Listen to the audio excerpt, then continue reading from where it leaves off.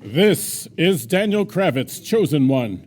Daniel is the man tapped to stand up against the ultimate evil and save the world. You're welcome. I did save the world, and I died for my trouble. Daniel is now traveling a realm called the After with Rosalyn Roger Rochester.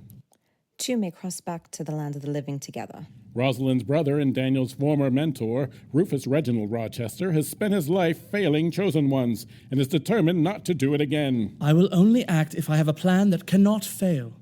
Rufus's associate, Stephanie Garcia, is tired of waiting and has found a crystal that holds Rufus's fate. If Rufus won't save the world willingly, I will unlock the dark demon magic inside of him and force him to do so. Tonight's episode, Failures. We begin with Daniel Kravitz, who has just found his former trainee, Corey Addison, in the After. Squeezy. Daniel. Corey runs to Daniel and pulls him into a hug, which seems out of character enough to surprise Daniel. Whoa! I didn't... Well, it's good to see you. What the fuck, man? God! What? Excuse me? Why didn't you save me? Why the hell did you run away? Well, I thought maybe the cave could We dispelled that magic, you moron! Not like you could have rescued me anyway. Well, why not? I rescued everyone else. Except yourself. Well, we won't ever know if I could have rescued you, now will we? Yes, we do know that, because you had months to save me from the smoke creature, and you didn't. I kept you alive. Until the monsters knocked out our defenses. Well, if you had just come to me in the first place... What were you gonna do? The ranch was overrun, people were dying left and right. You were gonna ignore all that to save me? I would have tried. Yeah, well, your trying was never good enough. Yeah, well, you think that's news to me? Okay, here's a shocker. I'm dead. Oh, right. You wouldn't be here if you weren't, and you don't look that old. No. And apparently I outlived you by... Roughly 90 minutes. Rosalyn Roger Rochester. Rochester, so you're... Rufus's elder sister.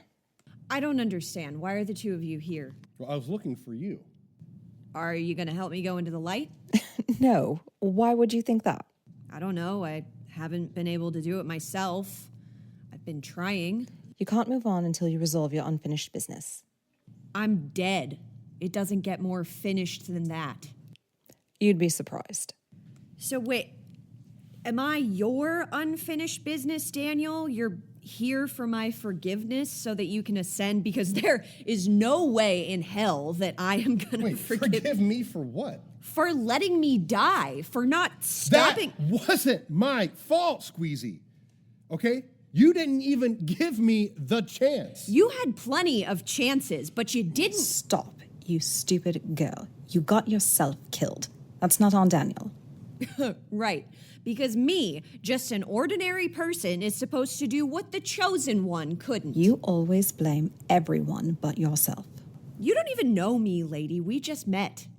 I do very much know you, and I can tell you. Hey, Rosie, okay, just lay off, all right? She's just a kid. I am not. Sorry, young adult. Very young. You're what, 10 years older? Well, I was, but now that since we're both dead, Squeezy, so... Right. So, why are you here, Daniel? In the land of the living at Kravitz Antiques in Brightside, Ohio, Rufus arrives to open up the shop for the day.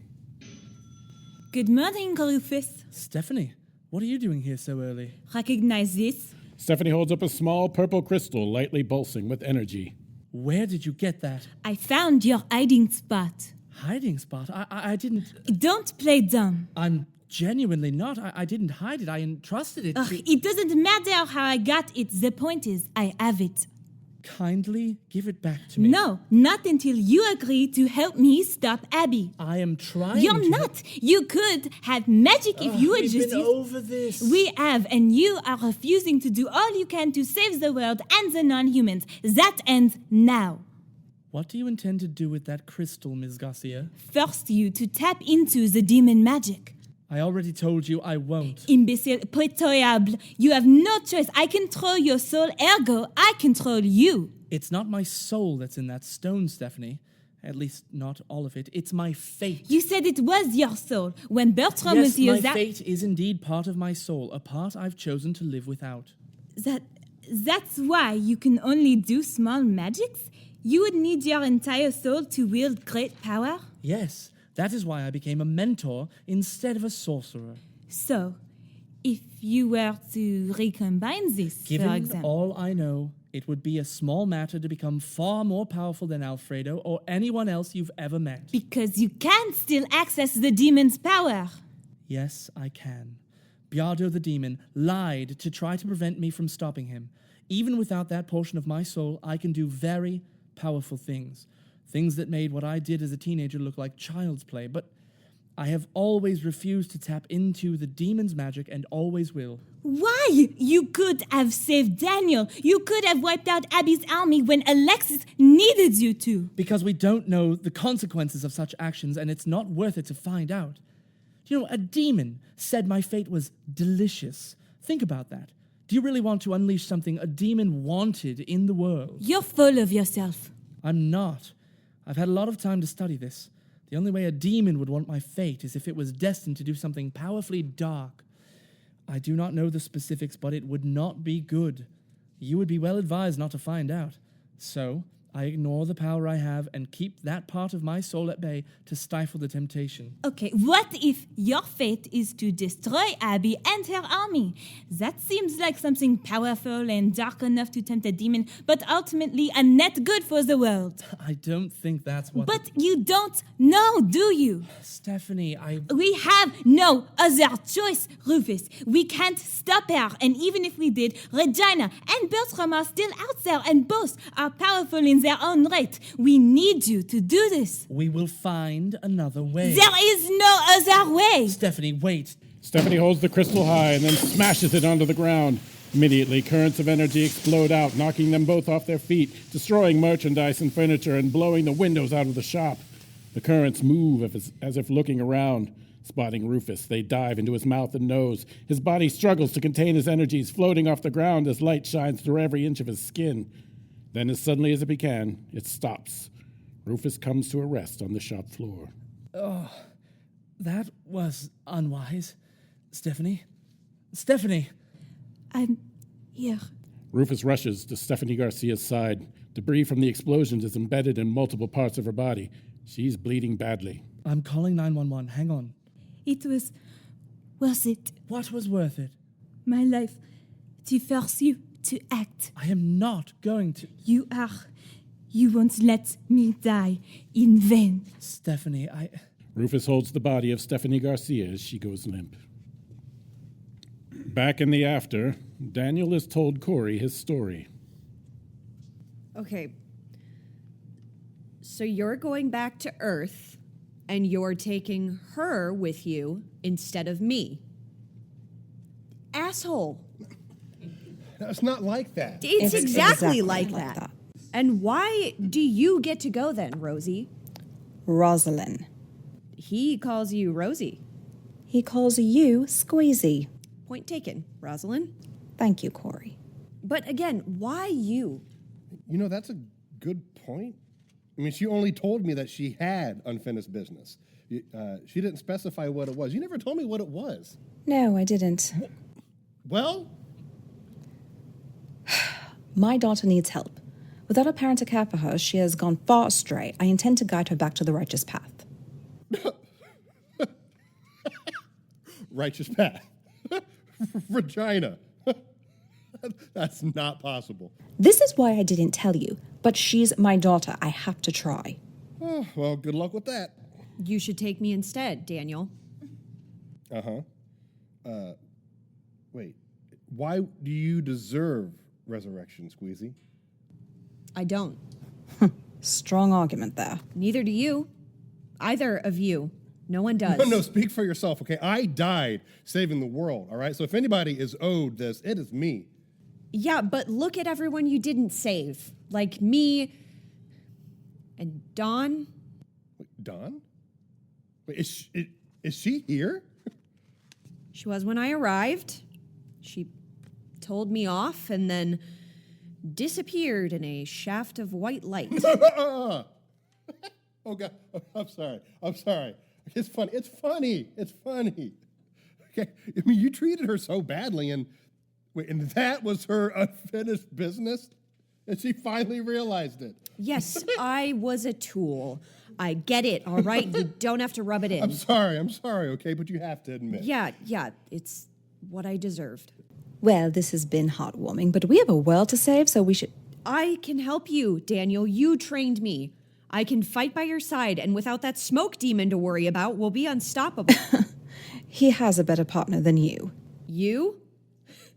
You just want to save your daughter, lady. I want to help Daniel save everyone. That won't make up for your past failures. I didn't say it would, but if I have the chance to do it over, the next time I'll die with no regrets and I won't end up here. Squeezy makes a good point. Thank you.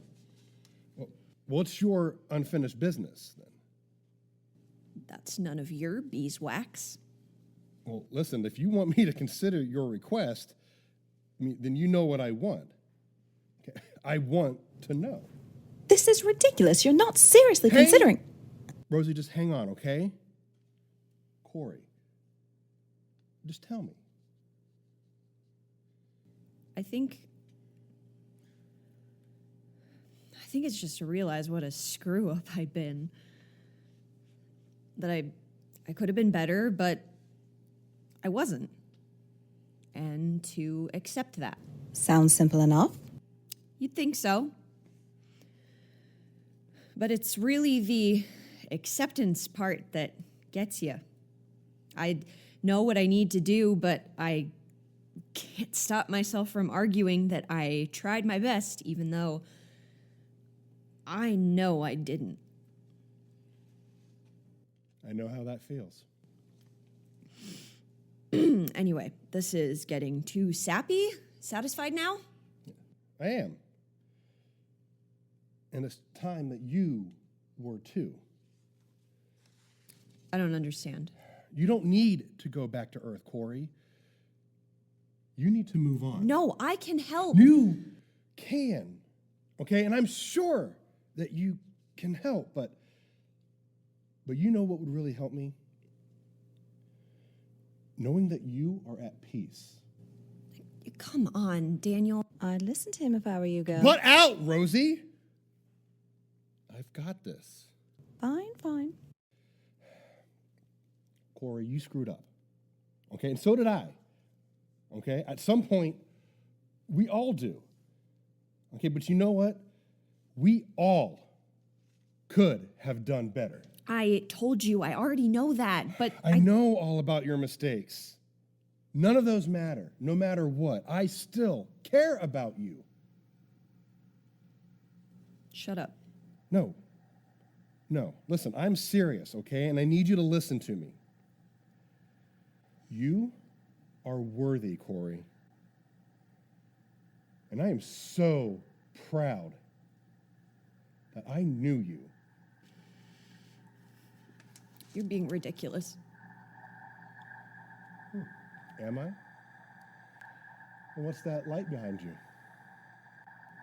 Oh. But I'm not ready. You are.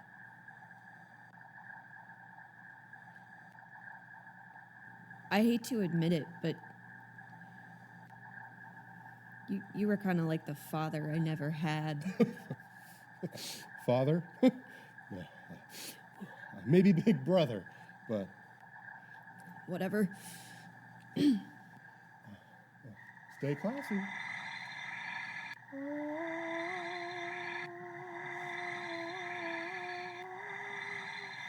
There is one thing that I should tell you before I go, though.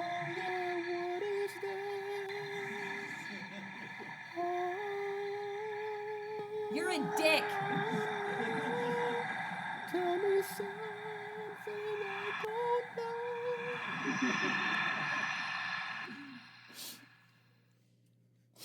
Well, that was fun. Are you crying, Daniel? No, shut up. You are.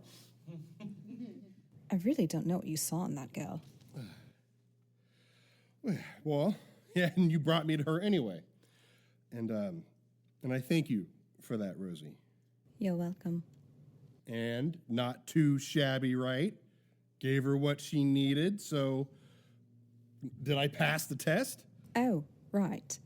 Only one way to find out. And what's that? Can you lead us to the ultimate evil? Yes, I believe I can. Good. Then you're ready. Oh, I was born ready. She was right. You are a dick. Well, it takes one to know one. And a child. And I know you are, but what am I? What did my daughter ever see in you? Oh, dear Rosie, it's kind of more what I put in her. Gross. Lucy, I'm talking about my penis. Yeah, I got it. Thank you. At Kravitz Antiques. Oh, Stephanie, why? Rufus? Nan! It looks like a bomb went off in here. And what happened? A tragic mistake. Stephanie? I don't know. Her pulse is weak. I've called an ambulance, but... I'm sorry. Calleth? Ah, hang on.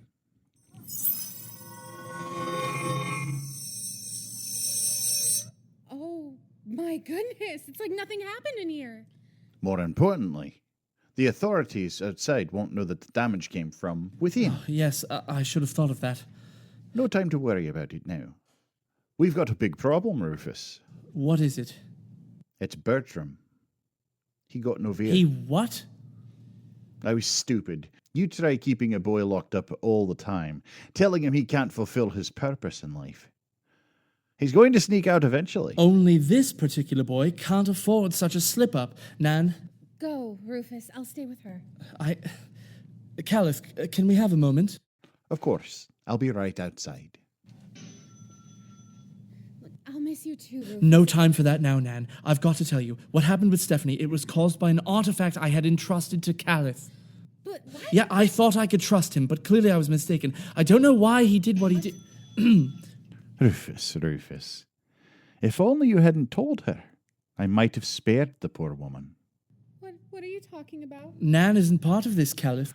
We're all a part of it. But I'll give you one chance. Come with me willingly, and I'll only wipe her memory of you, instead of killing her completely. You're a monster.